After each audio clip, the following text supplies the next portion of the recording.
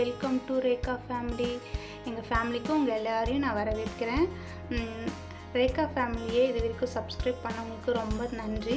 இன்றைக்கி நம்ம சேனலில் நம்ம என்ன பார்க்க போகிறோம் அப்படின்னா வெஜ் நூடுல்ஸு ப்ளைன் நூடுல்ஸை வச்சுட்டு எப்படி நம்ம செய்யலாம் வீட்டிலன்றதை தான் இன்றைக்கி நம்ம பார்க்க போகிறோம். அந்த வீடியோவை பார்க்குறதுக்கு முன்னாடி நம்ம சேனலை இது வரைக்கும் சப்ஸ்கிரைப் பண்ணாதவங்க சப்ஸ்கிரைப் பண்ணிக்கோங்க.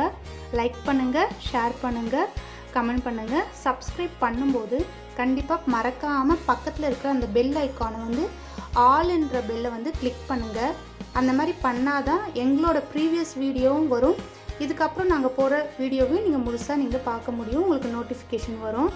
இப்போ நம்ம நூடுல்ஸ் செய்யறதுக்கு என்னென்ன பொருட்கள் தேவையாக இருக்குது அப்படின்னு சொல்லிட்டு பார்க்கலாம் வாங்க. நூடுல்ஸ் வந்து நான் ஒரு ப்ளைன் நூடுல்ஸை வாங்கி சுடுதண்ணியில் கொஞ்சம் எண்ணெய் உப்பு போட்டு இந்த மாதிரி நான் நல்லா வேக வச்சு ஆற வச்சுருக்கேன். இது வந்து நல்லா பாயில் பண்ணது, உங்களுக்கு முக்கால் பாயில்னாலும் நீங்கள் பண்ணிக்கோங்க. இது நல்லா வெந்ததே பார்த்திங்கனாக்கா ஆறிச்சுனாக்கா நமக்கு உதிரி உதிரியாக வந்துடும். கோஸ் பார்த்திங்கனாக்கா நான் வந்து ஒரு ஸ்லைஸ் கோஸ் வந்து கட் பண்ணி வச்சுருக்கேன். உங்களுக்கு எவ்வளோ கோஸ் தேவைப்படுதோ அந்த மாதிரி நீங்கள் ஆட் பண்ணிக்கலாம். குடமிளகா வந்து ஒரு அரை குடமிளகாவை வந்து நான் நீல வாக்கில் மெலிசாக கட் பண்ணி வச்சுருக்கேன். கேரட் பார்த்திங்கன்னா இந்த மாதிரி நான் மெலிசாக கட் பண்ணி வச்சுருக்கேன். அதே மாதிரி பீன்ஸும் மெலிசாக நான் கட் பண்ணி வச்சுருக்கேன். பச்சை மிளகா வந்து ஒரு 3 வந்து நான் லைட்டாக கீறி வச்சுருக்கேன். அதுக்கப்புறம் கொத்தமல்லி, கருவேப்பிலை, கொஞ்சம் மிளகு பொடி, கொஞ்சம் மிளகாத்தூள், 1 ஸ்பூன் மிளகாத்தூள், அரை ஸ்பூன் மிளகு பொடின்னு வச்சுக்கோங்க. 1 ஸ்பூன் வந்து சிக்கன் மசாலா, இஞ்சி பூண்டு விழுது 1 ஸ்பூன். இதை தவிர்த்து வெங்காயம் வந்து ஒரு வெங்காயம் தேவைப்படுது. அப்புறம் எண்ணெய் வந்து தாளிக்க. வாங்க இப்போ எப்படி செய்யலான்னு சொல்லிட்டு பார்க்கலாம். நான் இப்போது கடாயில் பார்த்திங்கன்னா ஒரு 5லிருந்து 6 கரண்டி எண்ணெய் வந்து ஊற்றி காய வச்சுருக்கேன். எண்ணெய் வந்து கொஞ்சம் தாராளமாக இருக்கட்டும். அப்படி இருந்தால் தான் நமக்கு நூடுல்ஸ் வந்து ஒன்றோட ஒன்று ஒட்டாமல் நல்லா தனித்தனியாக பிரிஞ்சு மசாலாவோட நல்லா இருக்கும். அதனால் எண்ணெய் வந்து கொஞ்சம் தாராளமாக ஊற்றிக்கோங்க. இப்போ எண்ணெய் வந்து நல்லா காஞ்சிடுச்சு. வெங்காயம் பார்த்திங்கன்னா இஞ்சி பூண்டு விழுதோடு சேர்ந்துட்டு நல்லா வெந்துருச்சு. இப்போ வந்து நாம் இதில் பச்சை மிளகாய் போட்டுக்கலாம். பச்சை மிளகாய் போட்டுட்டு ஒரு 2 வதக்கிட்டு நம்ம எல்லா காய்கறியும் போட ஆரம்பிச்சிடலாம். இப்போ பீன்ஸ் போடுறேன்.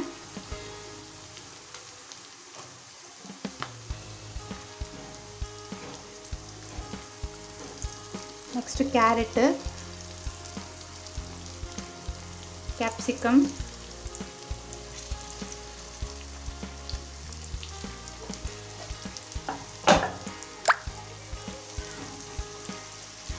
கேபேஜ், முட்டைக்கோஸ், இது எல்லாத்தையுமே வந்து நான் போட்டுக்கிறேன்.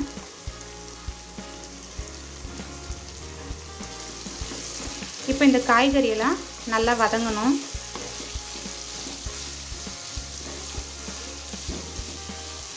நம்ம இதில் வந்து உப்பு மட்டும் ஏற்கனவே ஆட் பண்ணியிருக்கோம்.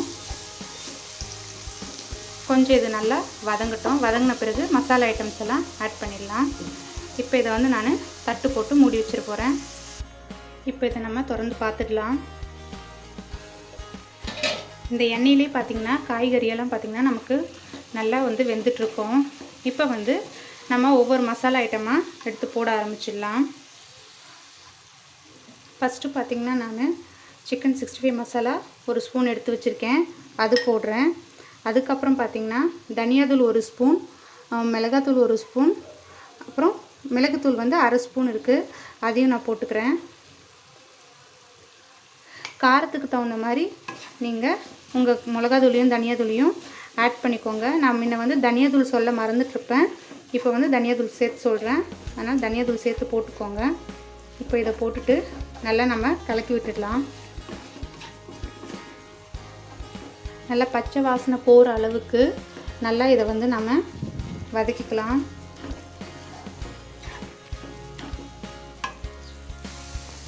இது கொஞ்சம் வதங்கின உடனே நம்ம மஞ்சப்பொடி கொஞ்சம் ஆட் பண்ணிக்கலாம். எதுக்காக மஞ்சப்பொடி போடுறோம் அப்படின்னா நமக்கு நல்ல கலர் கிடைக்கும். நான் இதில் வந்து எந்த விதமான சாஸும் வந்து நான் ஊற்றலை. சிக்கன் மசாலா வந்து வேணான்றவங்க அதை கூட அவாய்ட் பண்ணிவிடுங்க. நான் வந்து கொஞ்சம் டேஸ்ட் ஃப்ளேவர் கிடைக்குன்றதுக்காக அதை மட்டும் நான் ஆட் பண்ணியிருக்கேன். மீதி வீட்டில் இருக்கிற மசாலா வச்சே கூட நம்ம இந்த இதுவை வந்து செய்யலாம். இப்போ இது வந்து நம்ம மூடி வச்சிடலாம். ஏன்னா வெஜிடபிள்ஸ் வந்து பார்த்திங்கன்னா நமக்கு முக்கால் பாயில் தான் வெந்திருக்கும். அது இன்னும் கொஞ்சம் நல்லா வேகணும்னா இதை நம்ம மூடி வச்சு நம்ம வேக வச்சிடலாம். பாருங்கள் எவ்வளோ கலர்ஃபுல்லாக இருக்குன்ட்டு. இப்போ மூடி வச்சிடலாம். இப்போ திறந்து எப்படி இருக்குன்னு பார்த்துடலாம். பாருங்கள் எண்ணெய்லாம் பிரிஞ்சு நல்லா சூப்பராக வந்திருக்கு. அதுக்குள்ளே நம்ம நூடுல்ஸை வந்து என்ன பண்ணலான்னா தனித்தனியாக பிரிச்சுக்கலாம். எனக்கு ரொம்ப ஒன்றோடு ஒன்று சேர்ந்துருக்கும். அதை வந்து இப்படி ஒரு தட்டில் வச்சுட்டு நம்ம எப்படி பண்ணோன்னாக்கா அது தனித்தனியாக பிரிஞ்சிரும். எனக்கு ஒன்றோடு ஒன்று ஒட்டி இருக்கிறதெல்லாம் கூட இப்படி நம்ம பண்ணும் போது நமக்கு தனித்தனியாக பிரிஞ்சிரும். நான் வந்து பெரிய பேக்கெட் 1 பேக்கெட் நூடுல்ஸ் எடுத்திருக்கேன். அதை வந்து நான் 2ஆக பிரிச்சுட்டு இது மாதிரி கையாலேயே நல்லா ஆறிட்டு இருக்கிறதுனால நான் கையாலேயே வந்து இந்த மாதிரி பண்ணி தனித்தனியாக பிரிச்சிடுறேன். அப்போ தான் நம்ம எடுத்து போடும்போது நமக்கு எல்லா பக்கமும் வந்து நமக்கு அந்த மசாலா வந்து இறங்கும். இல்லைன்னா ஒன்றோடு ஒன்று ஒட்டியிருக்கும், அந்த இடத்துல வந்து மசாலாவே இல்லாத மாதிரி இருக்கும்.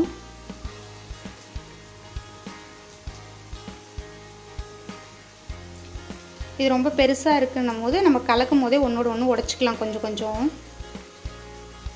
இப்போ இந்த பக்கம் அது வந்து நல்லா வதங்கிடுச்சு. காயளவும் நமக்கு நல்லா வெந்துட்டுருக்கும். இப்போ வந்து நம்ம நூடுல்ஸை போட ஆரம்பிச்சிடலாம். நான் வந்து நூடுல்ஸை வந்து அப்படியே கொட்ட போகிறதில்ல, கையில் எடுத்து தான் போட போகிறேன்.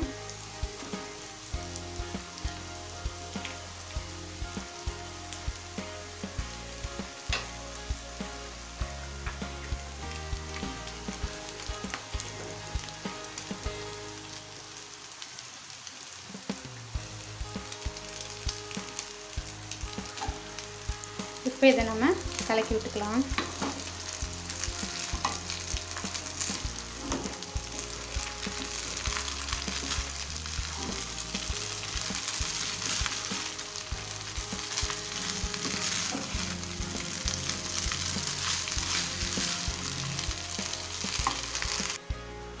இதை எப்படி கலக்கணும்னு பார்த்தீங்கன்னா ஒரு ஃபோக் எடுத்துக்கோங்க, இந்த மாதிரி ஒரு கட்டை எடுத்துக்கோங்க.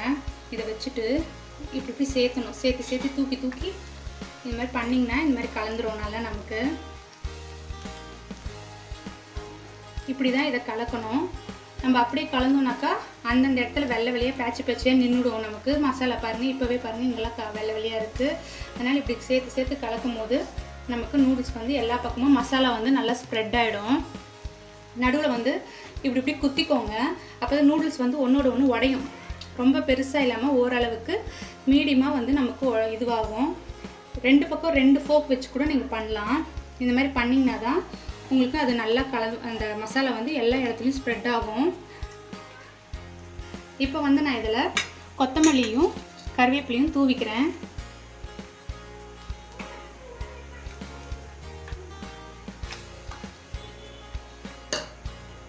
இல்லைன்னா கடாய் வந்து 2 பக்கம் இப்படி வச்சுட்டு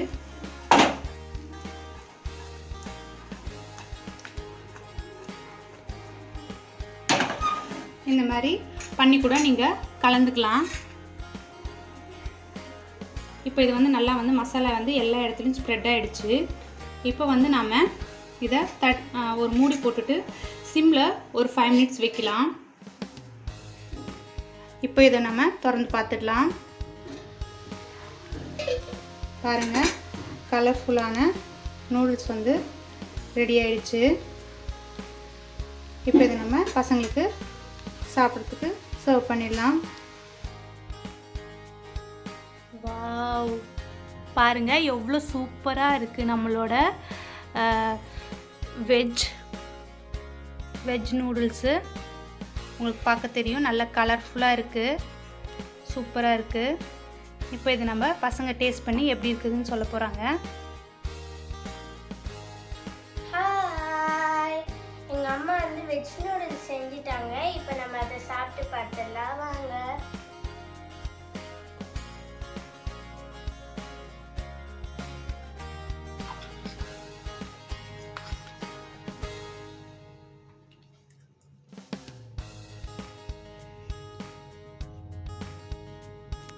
எப்படி இருக்கு?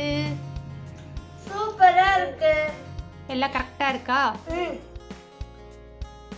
இது வரைக்கும் நம்ம சேனலை சப்ஸ்கிரைப் பண்ணாதவங்க சப்ஸ்கிரைப் பண்ணிக்கோங்க, லைக்